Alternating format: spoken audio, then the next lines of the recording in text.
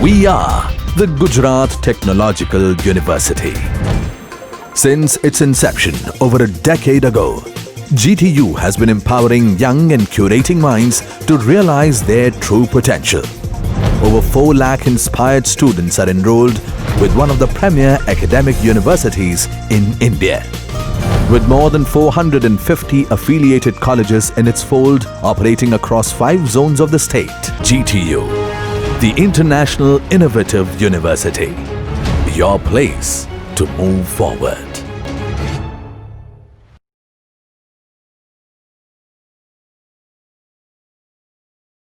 This is a part of measurement system. Measurement started with FPS system, foot pound second. This was the first system in which length was measured in foot, mass was measured in pound, and time was measured in second. Then came CGS system into existence, where length was measured in centimeter, mass was measured in gram, and time was measured in second. Then came MKS system, where length was measured in meter, mass was measured in kilogram, and time was measured in second. MKSA, length is measured in meter, mass is measured in kilogram, time is measured in second, and current was measured in ampere. And the system which we are using right now is called SI System International. In System International, there are 7 fundamental quantities: meter, kilogram, second, ampere. For fifth, temperature in Kelvin, amount of matter in mole, and luminous flux in candela. These 7, length, mass, time, temperature, amount of matter, luminous flux, and current, these are called fundamental quantities. Fundamental quantities means by defining certain minimum number of physical quantities, the units of all other quantities can be derived. By defining certain minimum number of physical quantities, the unit of all other quantities can be derived. This minimum number of quantities are called fundamental quantities. And the units of fundamental quantities are called fundamental units. For example, like currency notes we have. So we don't have all currency notes. We have 1 rupee, 2 rupee, 5 rupee, 10 rupee, 20, 50, 100. We don't have 3 rupee. Because 3 rupee we can pay by taking 1 rupee and 2 rupee. We don't have 4 rupee. Because that we can pay by 2 plus 2. 2 rupees plus 2 rupees. We don't have 7 rupees currency note, because that we can pay by 5 rupees plus 2 rupees. So we have certain minimum number of currency notes, and by taking this minimum number of currency notes, we can pay any amount. Similarly, in physics, we have certain minimum number of fundamental quantities, and by defining this certain minimum number of fundamental quantities, the units of all other quantities can be derived. By defining certain minimum number of fundamental quantities, the unit of all other quantities can be derived. This minimum number of fundamental quantities are called, by defining certain minimum number of quantities, the units of all other quantities can be derived. This minimum number of quantities are called fundamental quantities, and the units are called fundamental units. And the quantities which can be derived from fundamental quantities are called derived quantities, and the units of derived quantities are called derived units. The units or the quantities which can be derived from fundamental quantities are called derived quantities, and the units of derived quantities are called derived units. So we have 7 fundamental quantities: length, mass, time, current, temperature, amount of matter, luminous flux. And we have 7 fundamental units: meter, kilogram, second, ampere, Kelvin, mole, candela. Now, each and every quantity can be represented in terms of one system, which is called MLT system. When we see the unit kilogram, we write M. When we see the unit meter, we write L. When we see the unit second, we write T. When we see the unit kilogram, we write M. When we see the unit meter, we write L. When we see the unit second, we write T. There are 3 types of quantities: geometric quantities, kinematic quantities, and dynamic quantities. Geometric, kinematic, dynamic. What is geometric? Only meter is involved, only length is involved. For example, length, width, thickness, diameter, radius, breadth, height. All these have a unit of m, so we write it as L1. It's not spoken L raised to 1, it is L1. If you don't speak 1, it's fine. Area, meter square, so we write L2. Volume, meter cube, so we write L3. So once we have defined meter, there is no need to define meter square or meter cube. So length is fundamental, area and volume are derived. Length is a fundamental quantity, area and volume are derived quantities. Meter is a fundamental quantity, meter square and meter cube are derived quantities. Then kinematic quantities. Velocity, meter per second. Meter means L1, second means t minus 1. Acceleration, meter per second square, L1 t minus 2. Meter we have defined, second we have defined. So velocity is a derived quantity and meter per second is a derived unit. Acceleration is a derived quantity, meter per second square is a derived unit. Similarly, we can write discharge also, meter cube per second, L3t minus 1. I have not written it here, but discharge meter cube per second, L3t minus 1. First I fill whole board so that it saves time. Now dynamic quantities. In geometric quantities only meter is involved, in kinematic kilogram is not involved. These forces are not responsible. Kinematic, the forces are not responsible. So in dynamic, forces are responsible. The first is mass, kg and 1. Always write unit first. Density, kg per meter cube. So L1, M1, L minus 3. Kg means M, meter means L. Force, mass into acceleration. Mass kg, acceleration meter per second square. So M1, L1 t minus 2. Work or torque. Now remember for force, M1, L1 t minus 2 because force will be everywhere. In physics also, in life also, at home also. Work, Newton into meter. Newton, M1, L1 t minus 2, meter L1. So M1, L2 t minus 2. Power, work upon time. What is work? M1 L2 t minus 2, time is t. So M1 L2 t minus 3. Pressure, Newton per meter square. Newton, M1 L1 t minus 2, meter square L2. So M1 L minus 1 t minus 2. Momentum, kg meter per second. So M1 L1 t minus 1. This MLT what we write is called dimensional formula. This is your derived quantity, MLT are the fundamental quantities. Pressure is derived quantity, MLT are fundamental quantities. The formula which relates the derived quantity with the fundamental quantities is called dimensional formula. The formula which relates derived quantity with the fundamental quantities is called dimensional formula. These powers are called dimensions.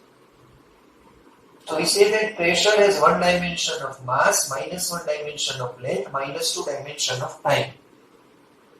Force has one dimension of mass, one dimension of length, minus two dimension of time. Work has one dimension of mass, two dimensions of length, minus two dimensions of time. Total dimensions. The powers to which the fundamental quantities should be raised in order to express derived quantity are called dimensions.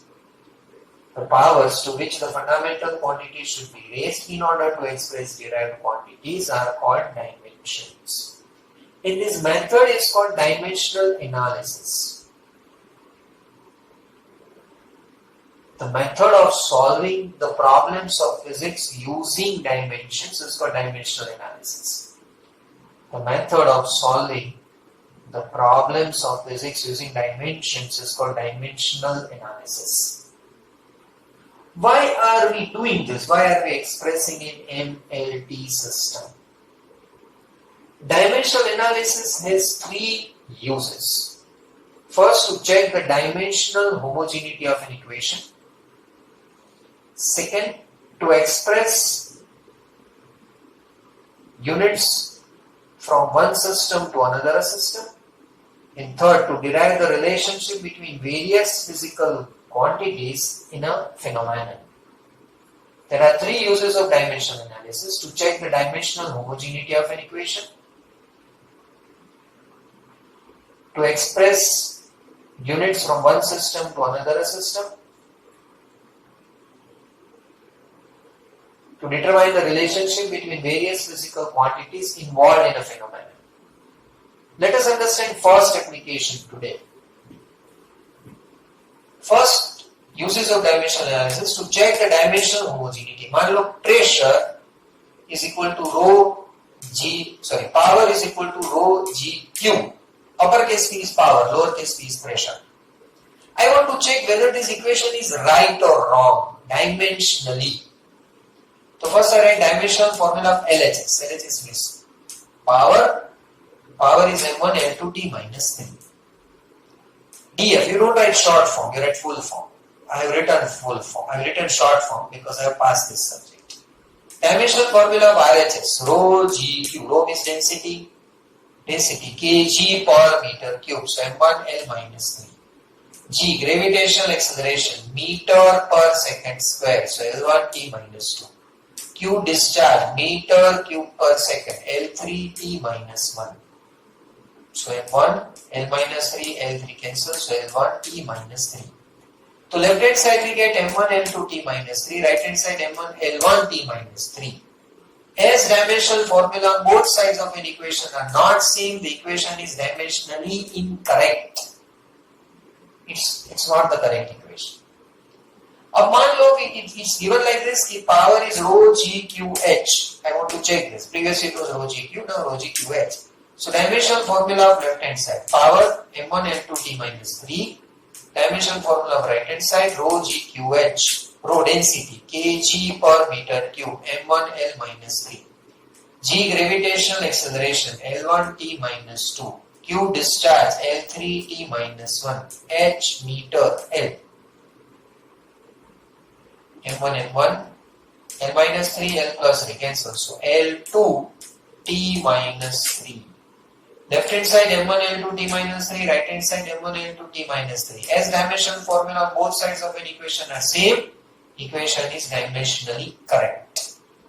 This is the first use of dimensional analysis.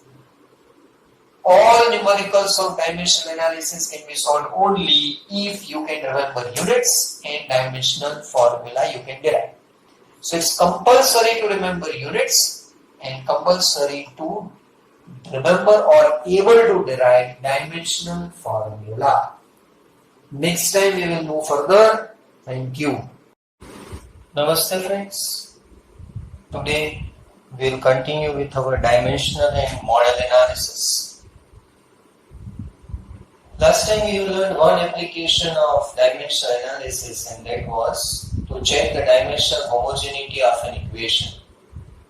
Today we will learn second application of dimensional analysis to determine the relationship between various physical quantities involved in a physical phenomenon. मान लो we assume that time period of a simple pendulum depends on mass of the bob, length of the pendulum and gravitational acceleration. Then t is directly proportional to m raised to a, l raised to b, g raised to c. Proportionality sign we change to equality sign, so we get t is equal to k, m raised to a, l raised to b, g raised to c. Then we write dimensional formula on both sides of an equation. Now we want to find out the relation of time period on mass of the bob, length of the pendulum and gravitational acceleration. So we have written m raised to a, l raised to b, g raised to c. A, we have to find out whether a is 1, 2, half, 3, what. So what is the relationship? मान लो a we get answer equal to 2, then time period is directly proportional to m square. If we get a is equal to minus half, then time period is inversely proportional to square root of m. Similarly, l raised to b, if we get b is equal to 3, so time period is directly proportional to l cube. If we get b is equal to minus 1 upon 3 or minus half, मान लो we get b is equal to minus 1, So time period is inversely proportional to L. If you get C is equal to 0, then time period does not depend on gravitational acceleration. So how to do this? So we can write dimensional formula on both sides of an equation. T m0 L0 T1 is equal to m. So m dimensional formula of mass is kg. So m raised to a. L, so L raised to b. G, meter per second square. L1 T minus 2 raised to c. So m0 L0 T1 is equal to m raised to a, L raised to b plus c, t raised to minus 2c. M, collect all the powers of m. L, collect all the powers of L, b plus c. T, collect all the powers of t, minus 2c. Comparing powers of m and t on both sides of an equation 2. M raised to a, m raised to 0. So a is equal to 0. T raised to minus 2c, t raised to 1. So minus 2c is equal to 1, so c is equal to minus half. L raised to b plus c, L raised to 0. So b plus c is equal to 0, so b is equal to minus c. C is minus half, so b is equal to plus half. Always compare powers of t or m first and powers of L at the last, because in L there will be maximum unknowns. In the powers of L there will be maximum unknowns. Substituting the values of A, B, C in equation 1. So T is equal to Km raised to A is 0. L raised to B is half. So L raised to half. G raised to C minus half, so G raised to minus half. So T is equal to K, M raised to 0, L raised to half, G raised to minus half. So T is equal to K under root L by G. This time period does not depend on mass of the bomb. So this is the simplest method to determine the relationship between various physical quantities involved in a physical phenomenon. We already know that time period of a simple pendulum does not depend on mass. By chance, if you feel that I am going fast, then in video lecture it's easy. You can pause, rewind it, study again. We know that time period of a simple pendulum does not depend on mass of the bob. So even if we assume it depends on mass of the bob, even if our assumption is wrong, then automatically we will get answer of A as 0. So there are some advantages of dimensional analysis, simplest method, but there are some limitations also. By using dimensional analysis, our first assumption is that this constant of proportionality is dimensionless. We have two types of constants, dimensional constant and dimensionless constant. Pi is a dimensional constant. No, it is dimensionless because pi does not have units. So pi is dimensionless constant. We have some dimensional constant. Like when we write a formula of gravitation, then we write means between two bodies there is a force of gravitation, then we write the equation as F is equal to G m1 m2 upon r square. Now this G is dimensional constant. Gravitational acceleration is dimensional constant. But when we write this K, we have to assume that it is dimensionless constant. By using dimensional analysis, we cannot find out the value of K. So first limitation, we assume that K is dimensionless constant. Second limitation, we cannot find out the value of K. Third limitation, by comparing powers of M and T on both the sides, you can find out the values of 3 unknowns. So if more than 3 unknowns are involved, we cannot use dimensional analysis. This T is called dependent variable because it depends on M, L and G. So T is dependent, M, L and G are independent. So if a dependent quantity depends on more than 3 independent quantities, more than 3 independent quantities, I am adding T. So here I will get T raised to D. T is the thickness of the string. then I will get one more D here. But by comparing powers of MLT, you can frame only 3 equations. So you can find out the value of only 3 unknowns. If more than 3 unknowns are involved, you cannot solve. So these are the limitations of dimensional analysis. First, we have to assume that constant of proportionality is dimensionless. Second, we cannot find out the value of k. For example, we know here that t is equal to 2 pi under root L by g, but here we cannot find out the value of 2 pi. And third, if a dependent quantity depends on more than 3 independent quantities, we cannot find out the value. We cannot solve by dimensional analysis. So these are the uses of dimensional analysis. There is one more use. Converting unit from one system to another system that we will learn in our next class.